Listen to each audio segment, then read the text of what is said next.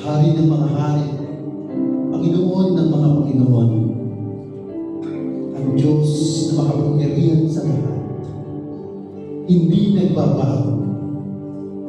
Ang Diyos na lumalang ng langit at lupa, nagkaloob ng buhay, at ibinigay ang kanyang anak para sa aming kaligtasan. Pinupuri ka namin at pinapasalamatan, Panginoon Diyos. Tinataas namin ang banal mong pangalan. Kinikilala namin na Ikaw ang aming Panginoon. Kaya hayaan mo na patuloy ka namin purihin. Na patuloy namin dakilain ang banal mong pangalan. Loobin mo, Panginoong Diyos, nang bawat isa ay patuloy na maranasan ang inyong makapangyarihang presensya. At ilusan kami ng inyong banal na Espiritu, maging sa aming pagkakinig ng inyong mga salita, mangusap ka, Panginoong Diyos. Gamitin mo ang inyong lingkod para maihayag ang inyong mga katotohanan. Hayaan mo na patuloy kaming mahubog, patuloy kaming lumago sa aming pananampalataya. Maraming salamat, Panginoon, sa lahat ng mga pagpapala na pinagkakaloon mo po sa aming buhay. Inaamin po namin hindi kami karapat-dapat. Yes, Father. Pero salamat sa inyong kagandahang loob. Napakabuti mo, Panginoon Diyos. Ikaw ay tapat sa lahat ng panahon. At hindi ka magbabago. Amen. Maraming salamat, Panginoon, sa pribilegyo na kami ay magsama-sama, magkaisa bilang pamilya para ikaw ay aming sambahin. Hayaan mo, Panginoon Diyos, na magpatuloy po namin may alay ang aming mga sarili sa inyo. Mga handog na buhay. Maraming salamat. Para sa ilamang lahat ng pagdakila at pagluwalhati sa pangalan ng iyong anak na si Jesus. Amen. Amen. Amen. Maaari na po tayo magpo. Good morning po sa ating lahat. March na po ngayon, diba? Please. At kung napapansin nyo, umiinit na ang panahon. Diba ba? Sana gawin tayo. Lalong umiinit, lalong nag-aalab ang ating pananampalataya.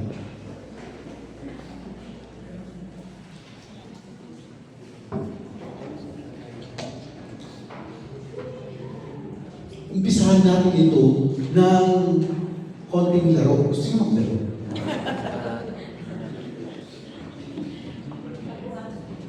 Young at heart. Magbibigay ako sa inyo ng clue at hulaan nyo kung sino ito. Kasi nung nagkaroon ng couples fellowship, nagkaroon ng laro na Name That Tune. At ang kagaling ng mga kababaihan, napalo ang mga kababaihan. Pero sa totoo pinagbigyan sila. Ngayon naman, subukan natin hulaan kung sino ito. Una, handa na ba kayo? Yes. Siya ay naging artista. Ang dami. Wala pa, no? Wala. Siya ay naging singer. Wala pa. Wala pa rin. Siya ay naging basketball player. Wala pa din. Wala pa rin? Pwede. Siya ay pinanganak sa Mindanao. Manny Pacquiao. Siya ay merong, itaas niyo yung kamay na kung hula niya, siya ay merong rango na colonel sa Philippine Army. Yun si Ren. Manny Pacquiao is Correct. the correct answer. Hindi ko pa sinasabi yung pagiging boksingero niya, no? Pero, napansin nyo na kapag kilala natin ang tao, ay talagang natutukoy natin siya kapag narinig natin ang mga bagay na katangian niya. Di po ba? Pag sinabi natin, halimbawa, doktor, sino pumapasok sa isip nyo? Serious.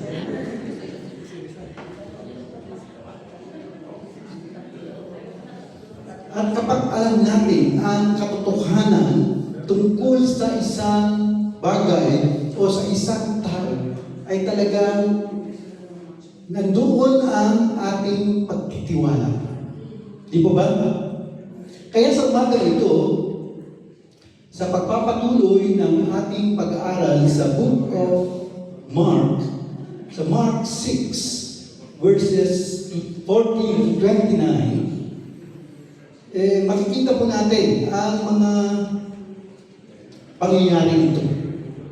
Merong confusion of opinions, merong courageous confrontation, merong compromised character, at may costly consequences. At ang pamagat po ay when the truth is rejected. Kapag ang katotohanan ay ating tinanggihan, ating inayawan, at hindi natin tinatanggap. Makikita rin ang mga pangyayari nito sa Matthew chapter 14 verses 1 to 12 at saka Luke sa chapter 9 verses 7 to 9. May ilang siya sa Luke. Pero ito po yung mga parallel verses niya. Umpisahan po natin sa verse 14. Sa verse 14, now King Herod heard of him. Sino yung him? Si Jesus Christ. King Herod heard of him, for his name had become well known. And he said, John the Baptist is risen from the dead, and therefore these powers are at work in him. Others said, it is Elijah, and others said, it is the prophet, or like one of the prophets. But when Herod heard, he said, this is John, whom I beheaded. He has been raised from the dead. Magkakaiba yung kanilang haka-haka kung sino itong naririnig nila. Matatandaan na nung nakarang linggo, napag-aralan natin na ang Panginoong Jesus ay ipinadala niya, isinugo niya ang kanyang mga apostles. Tigilan. 2 by 2. Yun ang kanyang ginamit na strategy para mas effective. Kailangan mayroong partner. At yung mga apostles ay nabigyan ng kapangyarihan para magpagaling ng mga may sakit, para magpalayas ng masasamang espiritu, at para ipahayag ang kaharian ng Diyos. So, etong si Haring Herod, siya yung hari ng Galilee at Perea nung panahon na yun. Nung narinig niya, sabi niya, nag-conclude kagad siya. Eto, si John the Baptist. Yun kagad ang naisip niya. Ang sabi naman ng iba, Si Elijah. Si Elijah. Sabi naman ng iba, ang propeta or isa sa mga propeta. Magkakaiba ano po? Kasi hindi nila kilala kung sino ang Panginoong Yesus.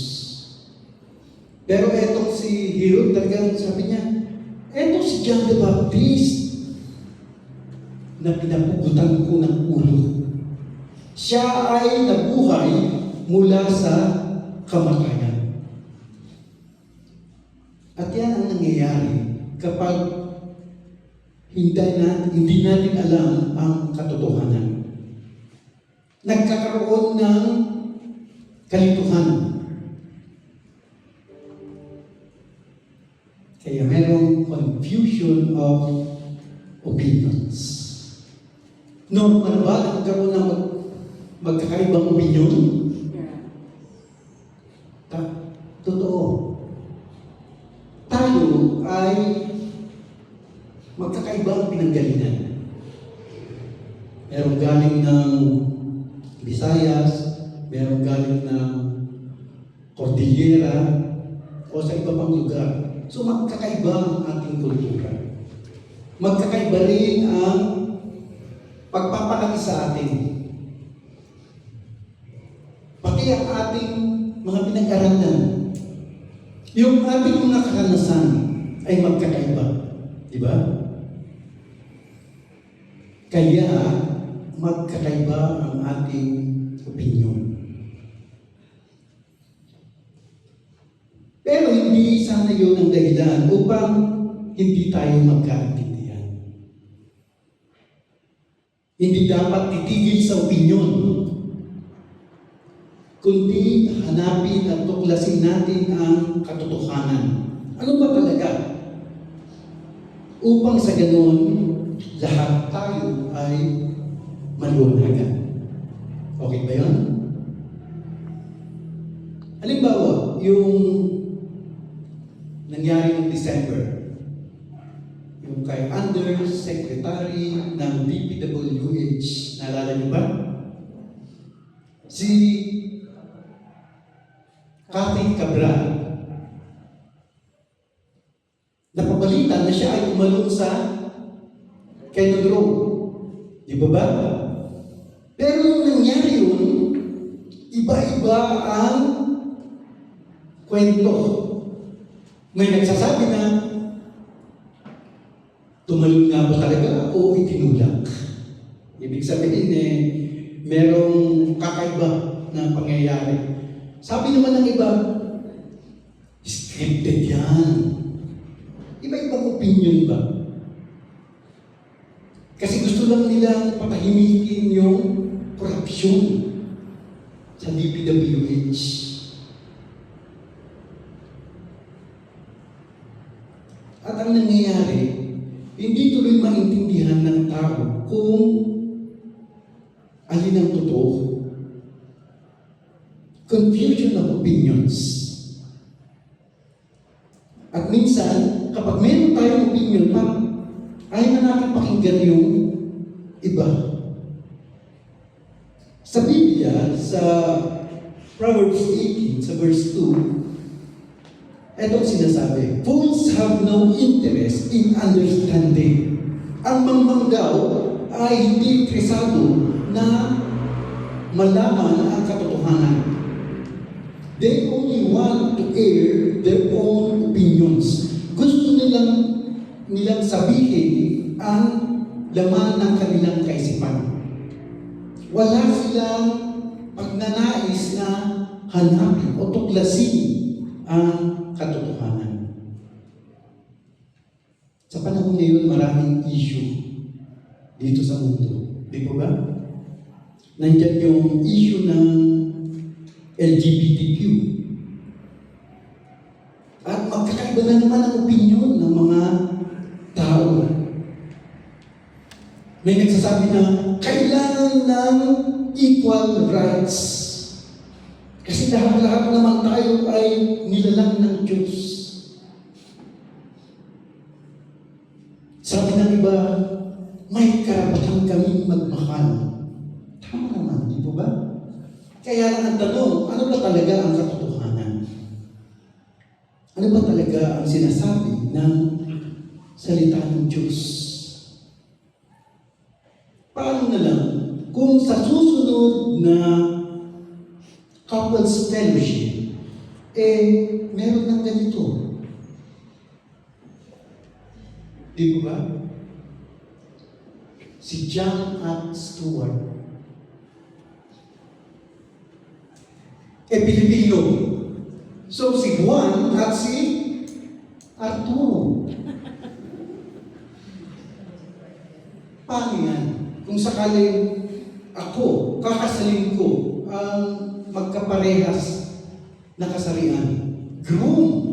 You may now kiss your groom. Ganun ba? Maliwanag po ang sinasabi ng salita ng Diyos na hindi dapat.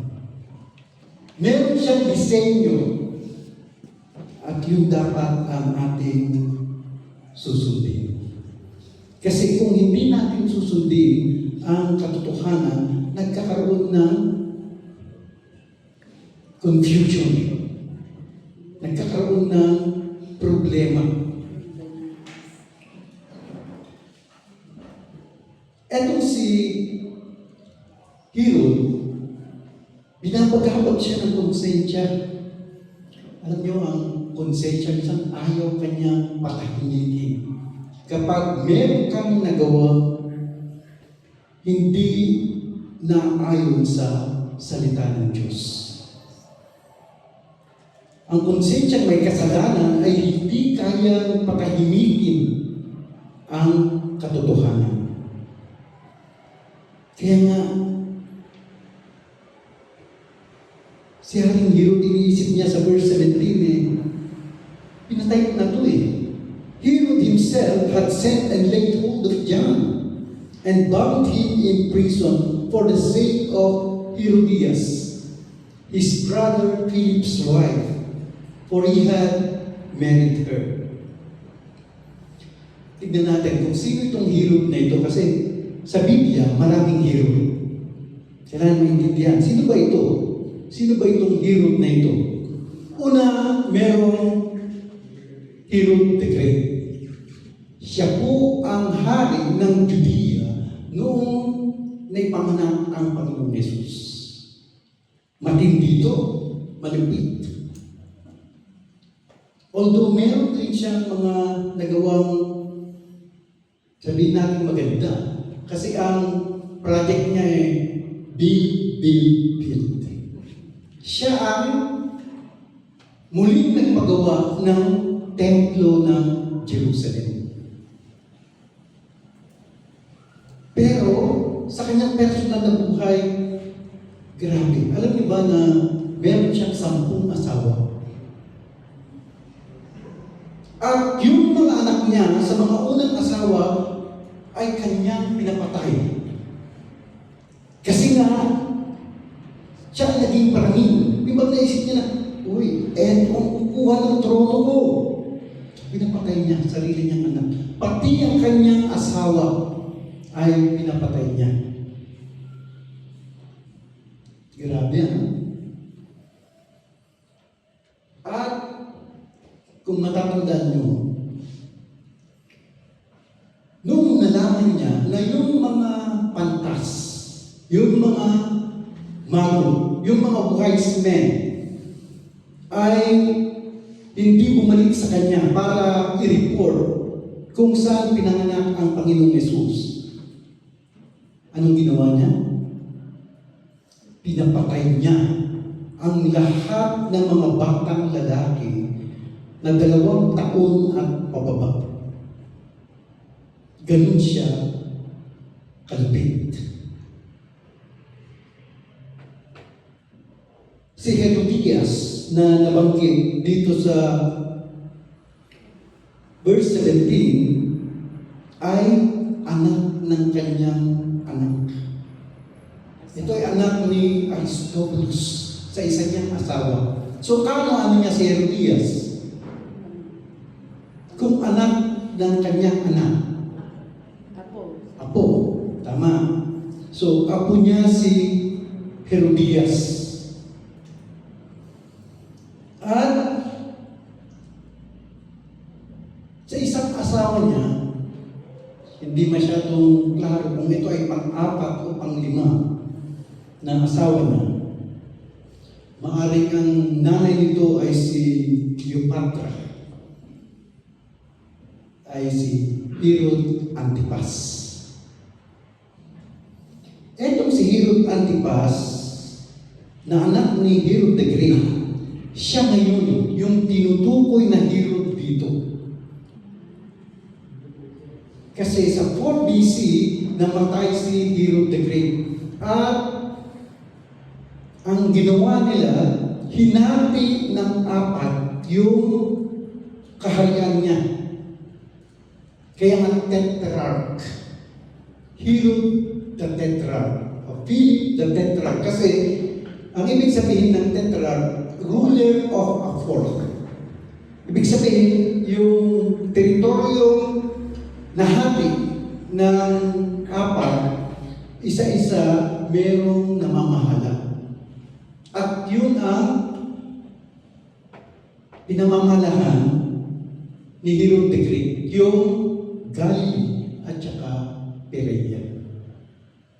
Yung iba ay kanyang kapatid, yung iba naman ay si Lysanias. Si Herod the Great, meron ding anak na nagngangalang Herod Philip. Anak rin niya ito sa ibang babae. Grabe, no?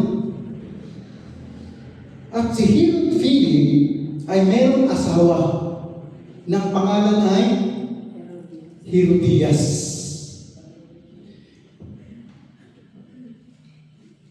Noong si Herod Antipas, kasama ang kanyang asawa na prinsesa, ay pumunta sa Jerusalem, nakita niya ngayon si Herodias, asawa ni Herod Philip the First. Nakusnadahan niya ngayon. At kinuha niya. Hindi ano? So, divorce niya yung kanyang asawa at kinuha niya si Herodias. Iniwan yung kanyang kapatid na si Herod Antipas. Ang tanong, kung si Herodias ay apo ni Herod the Great, kaano-ano siya ni Herod Antipas? Pamangkin. So nakita niyo yung drama? Pamangkin niya at asawa ng kanyang kapatid, inagaw niya. At yun ang sinasaway ni John the Baptist. Sabi ng verse 18, because John had said to Herod, it is not lawful for you to have your brother's wife. Hindi na ayon sa batas na kunin mo ang asawa ng iyong kapatid hanggat siya ay buhay. Pag siya ay namatay, pwede. Pero hanggat siya ay buhay, yun ay hindi na ayon sa batas. Kasalanan yun. At si John the Baptist, talaga namang malakas ang kanyang loob na harapin si Herodias at si Herod. Kaya nga, courageous confrontation. Minsan tayo, kapag may mga pagkakasama tayo nakikita, parang nahihiya tayo kumprontahin. Di ba ba? Tinatawag natin naman, we water down the truth. Minsan sinasabi, hindi, okay lang yan. Minsan sinasabi pa nga natin, maiintindihan ng Diyos. Kaya, tandaan natin, ang Diyos ay banal. Maliwanag ang kanyang mga kautusan. Maliwanag ang kanyang mga panuntunan. At huwag tayong mag-justify kapag merong hindi tama. Sa kaso ni Herod, maliwanag na sinasabi sa Leviticus 18, sa verse 16, "You shall not uncover the nakedness of your brother's wife. It is your brother's nakedness." Parang ano ka na, no? Parang kung babasahin mo ito, parang kahubaran lang yung sinasabi. Pero ang katotohanan, ang sinasabi ko dito huwag kang makipagrelasyon. Huwag kang makinig sa asawa ng iyong kapatid. Kaya kung babalik tayo sa Noah, naalala nyo? Nalasing si Noah. Tapos yung kanyang anak na si Ham, he uncovered the nakedness of his father. Pero ibang pag-aaral niya. Dito maliwanag na hindi na ayon sa batas na binigay kay Moses ang ginagawa ni Herod at ni Herodias. Maging sa Leviticus 20, sa verse 14, "You shall not commit adultery."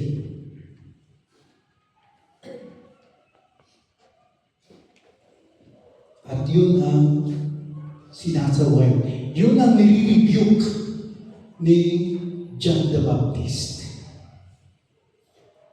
Maging ang Panginoong Jesus, nire-rebuke rin niya yung mga Pariseo. Anong sinasabi niya sa mga Pharisees? Na sila ay mga hypocrites, na sila ay mapagkunwari, na sila ay mga bulag na taga-akay.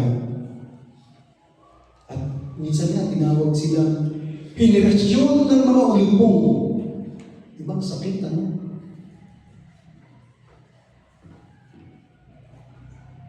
Pero kapag ikaw ay nasa panig ng katotohanan, dapat panindigan mo.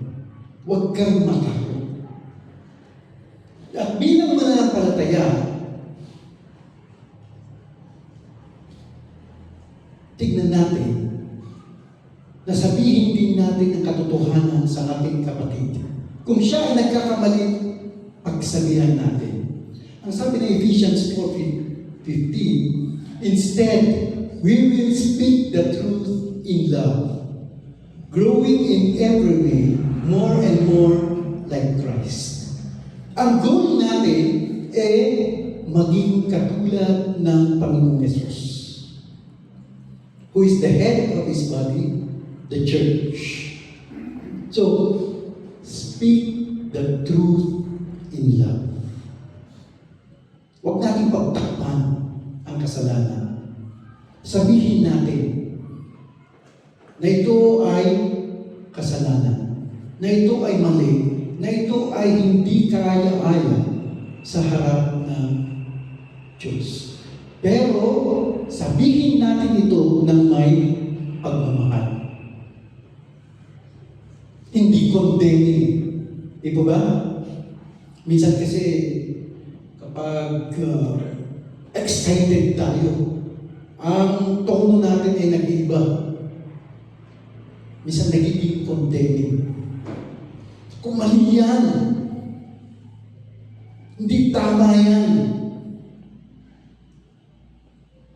Pero kung sasabihin natin ito ng may pagmamahal, mag-iiba yung ating tono. Maganda na dalhin natin sila sa salita ng Diyos. Ipakita natin ang katotohanan.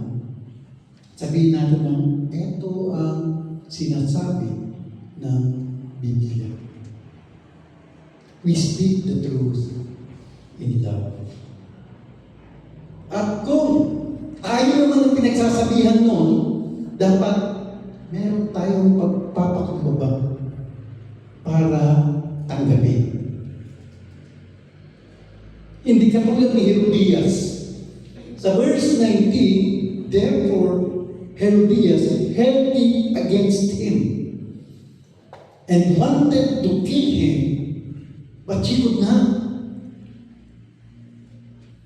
Si Herodias ay nagkimkim ng galit.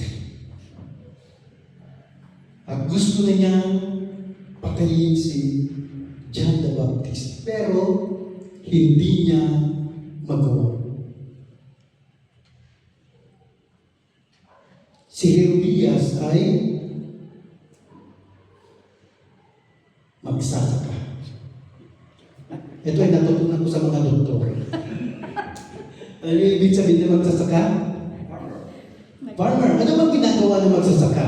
Nagtatanim. Nagtatanim. At si Herodias ay nagtanim ng galing. Kaya kung ikaw ay nagtatanim ng galing, ikaw ay magsasaka. Aniin mo na. Kala nyo yung mga doktor walang sense of humor? Meron din. Sa mga nakarang pag-aaral, sinasabi na ang dapat nating tanim ay ano? Pagmamahal. Pagmamahal, pero higit sa lahat, ang salita ng Diyos. Huwag tayong tanim ng galing. Kasi kung ano yung inyong tinanim, yan ang aanihin.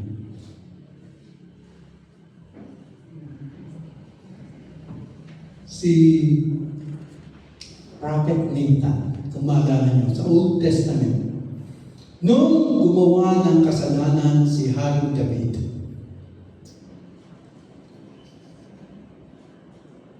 sinabi sa kanya ng Diyos na puntahan mo. At pinuntahan niya si Haring David, kinonfront niya yung kasalanan. Pero yung kanyang pamamaraan ay kakaiba. Di ba? Nagkwento siya.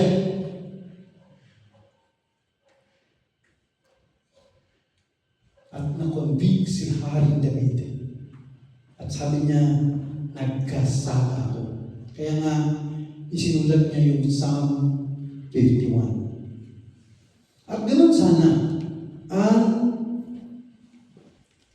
puso natin kapag merong nagkukorek sa atin. Kapag sinasabi sa atin na, oops, hindi yata tama. Sana meron tayong puso na magpakumbaba. Katulad ni Haring David na tanggapin. Hindi katulad ni Herodias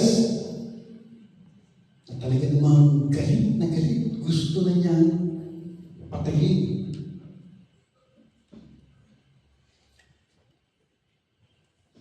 Si Herod may takot kay John.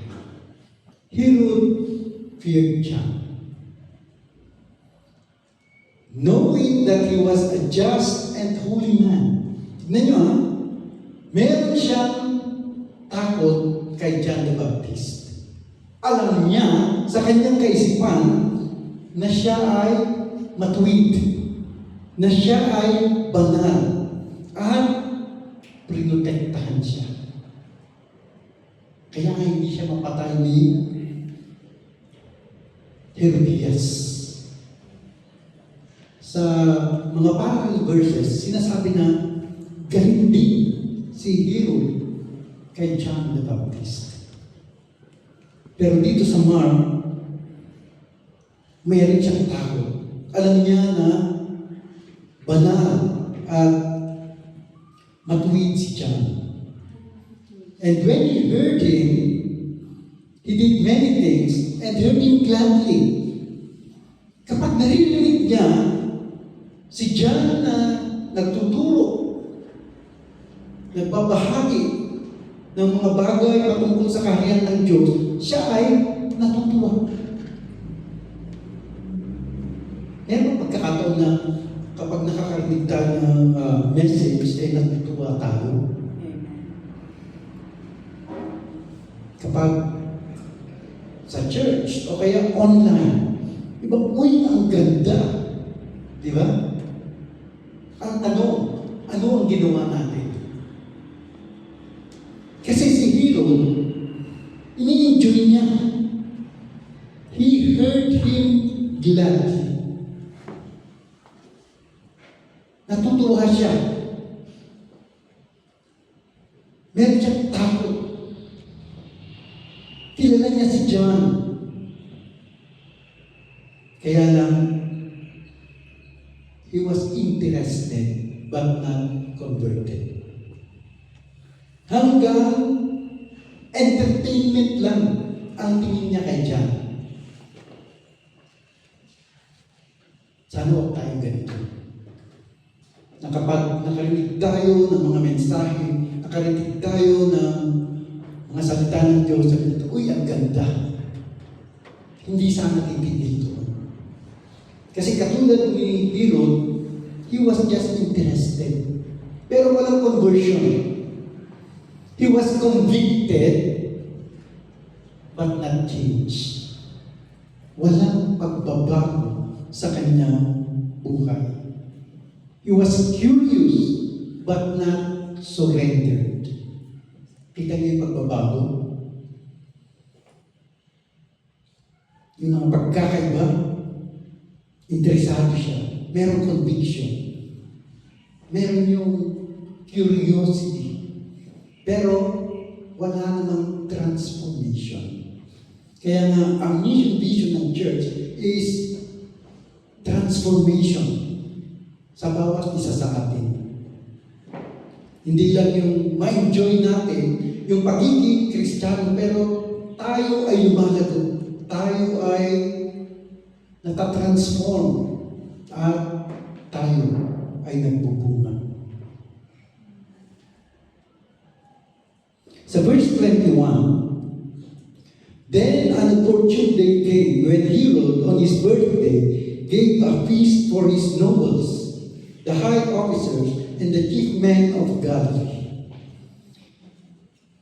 And when Herodias' daughter herself came in and danced, and pleased Herod and those who sat with him, the king said to the girl, ask me whatever you want, and I will give it to you.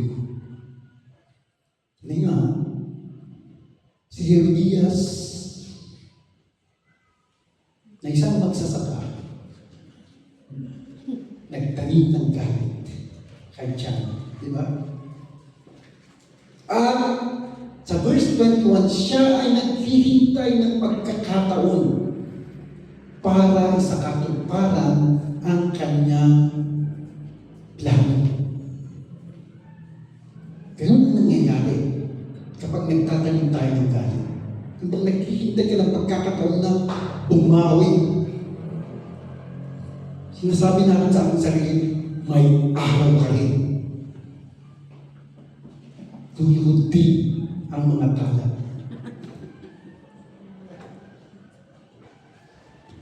At nangyari yun nung birthday. Sino may magbe-birthday sa March? Ipag-pray namin kayo mamaya. Birthday ni Herodias at inibitan niya yung mga opisyalis ng kanyang kaharian, yung mga prominenteng tao, mga kilala. At yung anak ni Herodias, although hindi pinangalanan dito, kapag i-research nyo, ang pangalan niya ay Salome. Pumunta siya sa bulwagan at siya ay sumayaw. At ayon sa mga commentaries, yung sayaw niya dito ay kakaiba. Ibang ito ay parang striptease na hindi dapat sa hanap ng reyna. Di ba ba? Pero ginawa niya. Ibig sabihin, talagang klinano na nila ito. At syempre, dahil nga birthday, nagkaroon ng inuman, sabi nga nila, kapag may alak, may balak. Ayun, medyo lamuna sa alak, si Harang Hero, syempre nakita niya yung pagsasayaw ni Salome. Nabighani siya. Natuwa yung mga bisita. At bagaman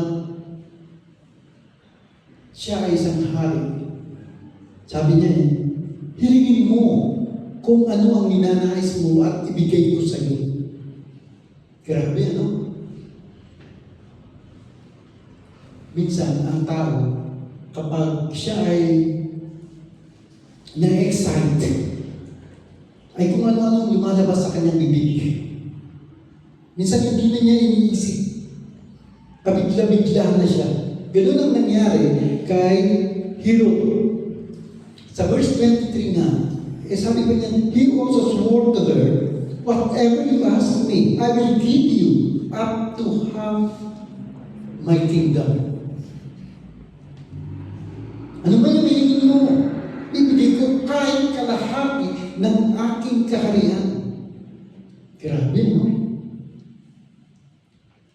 Eto naman si Salome, sa verse 24, so she went out and said to her mother, what shall I ask?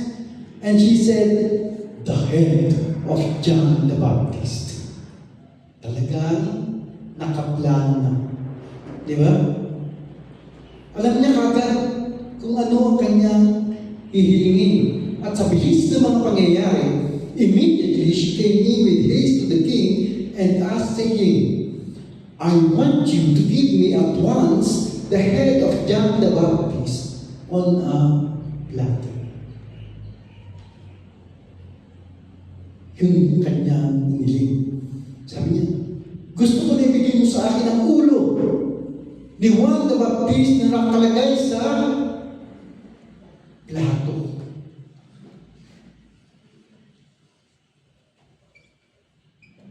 Si Haring Herod na kompromiso ang kanyang pagkatao. Compromise character. Dahil sa bukso ng damdamin, nakapaggawa siya ng desisyon na pabigla-bigla, na hindi naayon sa pagiging hari niya. Maraming mga karakter sa Biblia ay na-compromise ang kanilang karakter. Na-compromise yung kanilang pananampalataya. Isa dyan ay si Samson. Pamilyar ba tayo kay Samson? Siya ay may panata na Nasireo, o sa English, meron siyang tinatawag na Nazarite vow, na hindi pwedeng uminom ng alak, hindi pwedeng humipo ng patay, kahit na ito ay kanilang kamag-anak, at hindi pwedeng magpaputol ng buhok. Pero anong nangyari? Nung dumating si Delilah dahil sa kakulitan, na kompromiso ang kanyang panata. At sinabi niya ang sikreto ng kanyang lakas.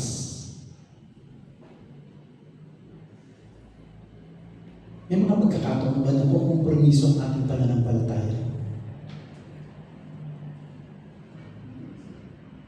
Minsan isip natin, di ba? Minsan lang ito, wala na siguro makakaalam. Kaya, minsan kapag pumunta tayo sa ibang lugar, may mga ginagawa na hindi na ayon sa kalooban ng Diyos. Niisip natin, di ba, ngayon lang ito. Malayo naman ako. Nakukumprimiso ang ating testimonyo. At ito ay nakakalungkot. Diba? Katulad ng nangyari kay Ananias at Sapphira. Sa Book of Acts, nagbenta sila ng lupain At pwede naman sabihin na, eto lang ang bigyan namin. Pero, anong ginawa nila? Dahil sa pera, ay nakompromiso sila. Nagtabi sila.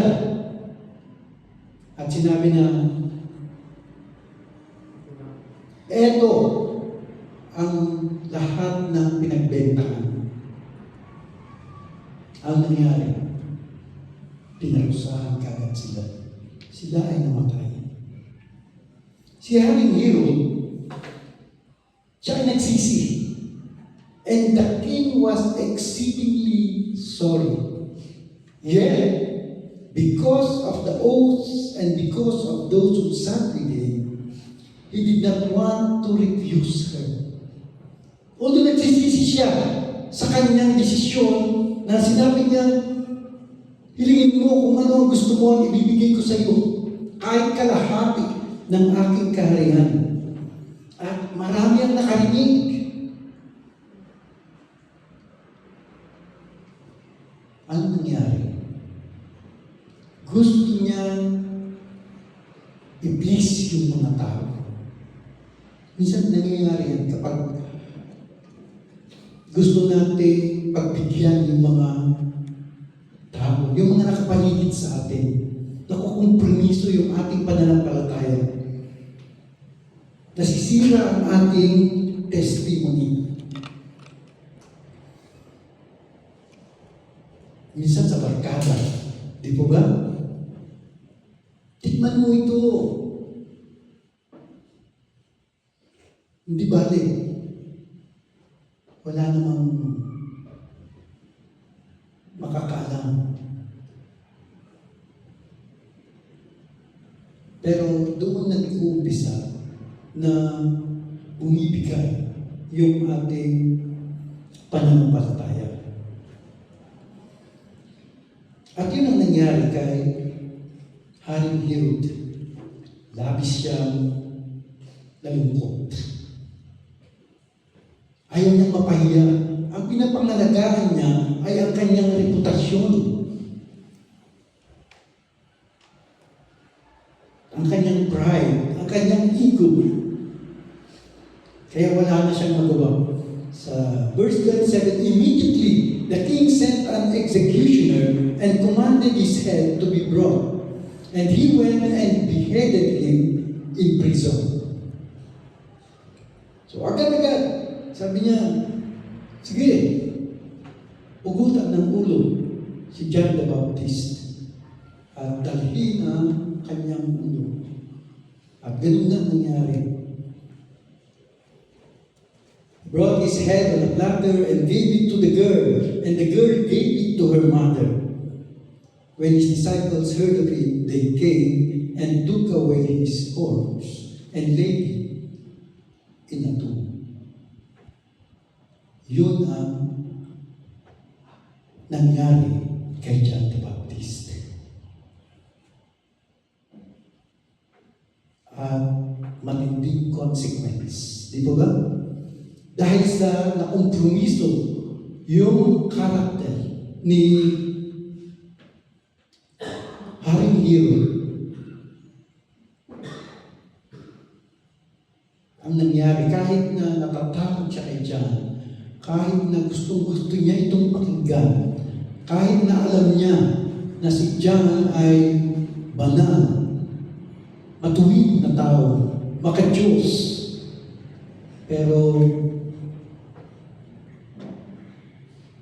dahil gusto niyang pagbigyan yung anak ni Herodias, pinugutan niya ng ulo si Haring David. Kaya siya ay binabagabag ng kanyang konsensya. At tama.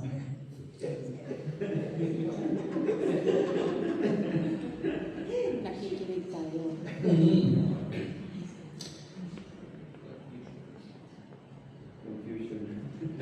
Oo. Pati ako na-confuse.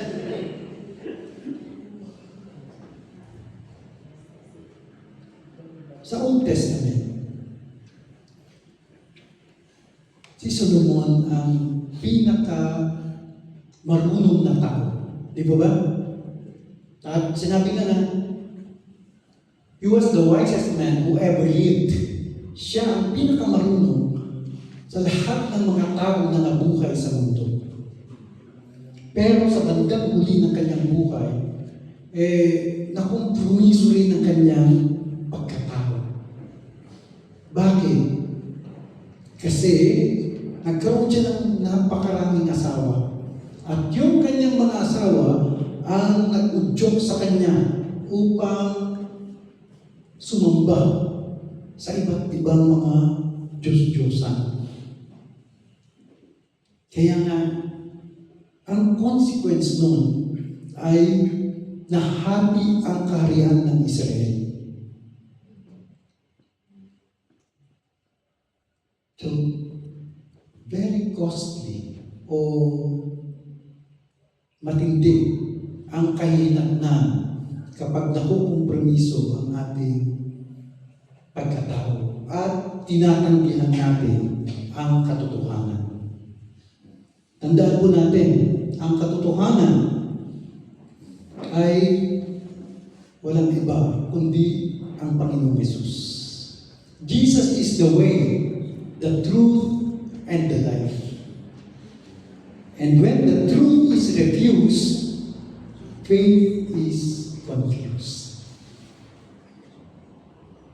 Kapag ayaw natin tanggapin ang katotohanan, nagkakaroon ng kalituhan, maging ang ating pananampalataya. When the truth is rejected, there are costly consequences.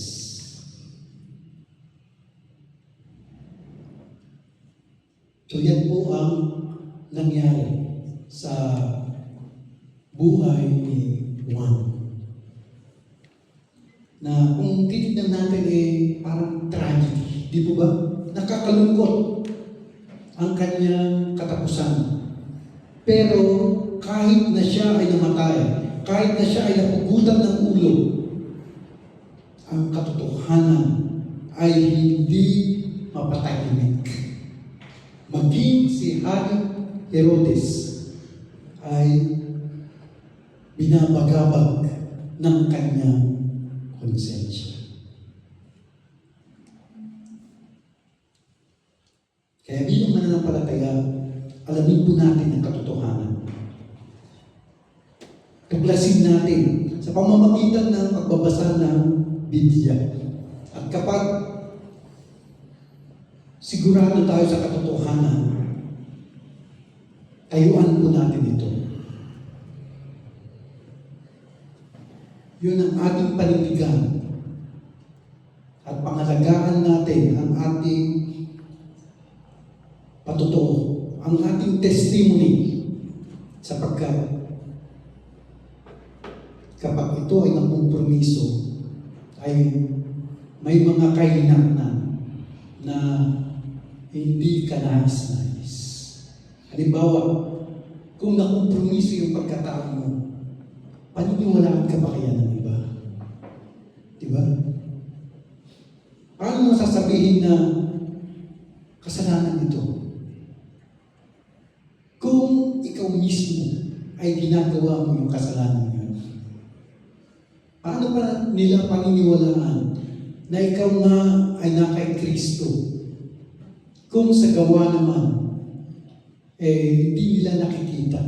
Sa iyong pananalita, ay hindi ka nagiging blessing sa iba. Hindi ka nagiging ilaw. Hindi ka nagiging asin. Kaya nga, ang sabi sa atin ng salita ng Diyos, kapag nawala ang alat ng asin, ano pa ang saysay nito? Tayo manalangin. Panginoong Diyos, maraming salamat po sa inyong mga salita. Salamat. At patuloy mo kaming tinuturuan ng mga katotohanan upang sa ganon, lalo po namin panghawakan ang aming mga patuturo. Dalangin ko po, ang bawat isa sa amin ay magkaroon ng pagnanais na patuloy na malaman ang katotohanan, na patuloy na tuklasin kung sino ka talaga, Panginoong Diyos. At ayahan mo ng mga katotohanan ito ang siya naming paninindigan. Tulungan mo kami, Panginoong Diyos, upang kung ano man yung mga pagsubok na darating sa aming buhay, ay hindi namin makompromiso ang aming pananampalataya. Pagkalooban mo ang bawat isa ng matatag at matibay na paninindigan sa katotohanan. Inamin po namin na hindi namin magagawa ito kung wala ang banal na Espiritu.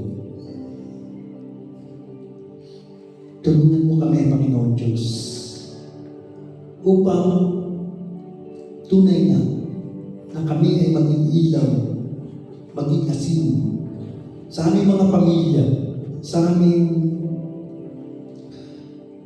mga lugar kung saan kami nagtatrabaho, at kung sa mga communities kung saan po kami pinalaga.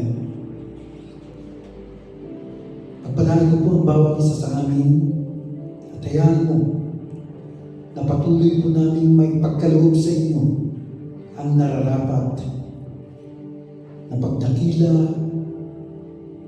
nararapat na karangalan. Maraming salamat po. Ito pong aming samot dalangin sa pangalan ng iyong anak na si Jesus.